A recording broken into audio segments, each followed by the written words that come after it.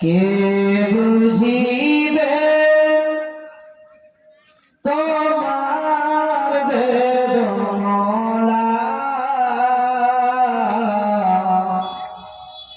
কে বুঝিবে তোমার বেদনা, কেউ গরিব আবার কেউ পয়সাওয়ালা, কেউ গরিব আবার কেউ পয়সাওয়ালা, কে বুঝিবে তোমার বেদনা, কেউ গরিব আবার কেউ পয়সাওয়ালা, কেউ গরিব আবার কেউ পয়সাওয়ালা, রোজ সদারে গরিবে মওলা, কার গরিব আবার সন্দাবালা, কে বুঝিবে তোমার বেদনা, কেউ গরিব আবার কেউ পয়সাওয়ালা, কেউ গরিব আবার কেউ পয়সাওয়ালা। আল্লাহ রাব্বুল আলামিনের ভেদ কেউ বুঝতে পারবে?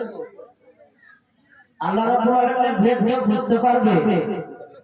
আল্লাহ যদি চায় কাউকে ধনী করে দিতে পারে, আবার আল্লাহ চাইলে কাউকে গরিব করে দিতে পারে।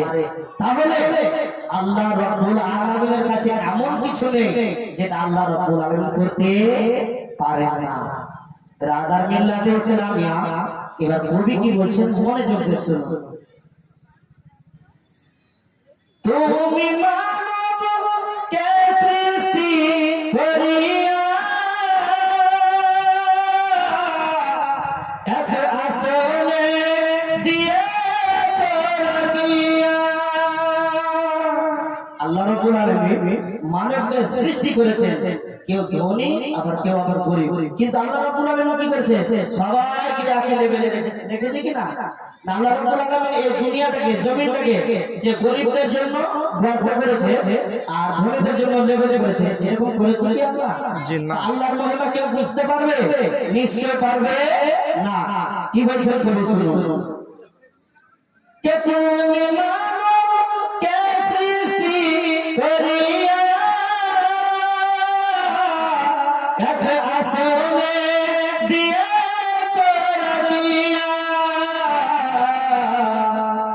আজকে ধনী গরিবকে দেখিয়া, আজকে ধনী গরিবকে দেখিয়া, কান পারে আবার তোহালা, কান পারে আবার তোহালা, কে বুঝিবে তোমার বেদনা, কেউ গরিব আবার কেউ পয়সাওয়ালা, কেউ গরিব আবার কেউ পয়সাওয়ালা, রোজ সকালে ধনী হয়ে মওলা, কার গরিব আবার সন্ধ্যাবেলা, কার গরিব আবার সন্ধ্যাবেলা। তারপর মহব্বতে বলুন সুবহানাল্লাহ, সুবহানাল্লাহ, জোরে করে বলুন সুবহানাল্লাহ, সুবহানাল্লাহ। আমি আপনাদেরকে একটা কথা বলি, হাদিসের মধ্যে আছে কি জানেন? কোন আল্লাহর বান্দা বান্দি যদি একবার সুবহানাল্লাহ বলে, একবার সুবহানাল্লাহ বলে, এই সুবহানাল্লাহ শব্দতে যতটা অক্ষর রয়েছে এক একটি করে অক্ষরের বদলে আল্লাহ রাব্বুল আলামিন 10টি করে নেকি দিয়ে থাকে। বলুন সুবহানাল্লাহ। সুবহানাল্লাহ। তাহলে এবার আপনাদের সুবহানাল্লাহ বলতে অসুবিধা নেই। দেখুন আপনি যতবার সুবহানাল্লাহ বলবেন আপনি ততবারই 90টি করে নেকি পাবেন। কতগুলো গো? 90টি করে। এটা আমার কথা না, হাদিসের মধ্যে রাসূলুল্লাহ সাল্লাল্লাহু আলাইহি ওয়াসাল্লাম বলেছেন এক একটি অক্ষরের বদলে 10টি করে নেকি আল্লাহ রাব্বুল আলামিন দেন। নিশ্চয়ই সুবহানাল্লাহ আলহামদুলিল্লাহ বলতে আমাদের অসুবিধা নেই। চলো নবী বলছেন কিসাসরা, এই যে আল্লাহ রাব্বুল আলামিন দুনিয়াতে কেউ হিন্দু, কেউ মুসলিম, কেউ জৈন, কেউ আবার বৌদ্ধ, খ্রিস্টান, যে যেখানে যে যে ধর্মের মধ্যে আছে আল্লাহ রাব্বুল আলামিন প্রত্যেকের জন্য কিন্তু খাবার রেখেছে। কবি বলছেন কি, যে তোমার করেছে অমান্য তুমি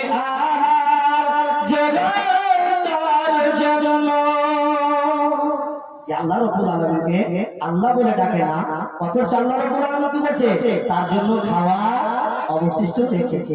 কবি বলছেন শুনুন, যে তোমার করেছে অমান্য তুমি আজ তার জন্য তুমি সবার মুখে দাও অন্ন, তুমি সবার মুখে দাও অন্ন,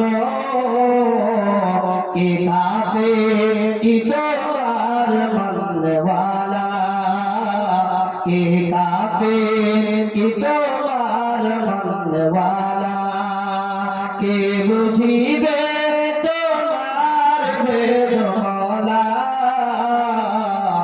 কেন গরে আবার সন্ধ্যাবেলা, কেউ গরে কেউ আবার পয়সাওয়ালা। রাধা মিল্লাত ইসলামিয়া আমি আপনাদের সম্মুখে হাদিস পেশ করেছি। নবী করিম সাল্লাল্লাহু আলাইহি ওয়াসাল্লাম হাদিসের মধ্যে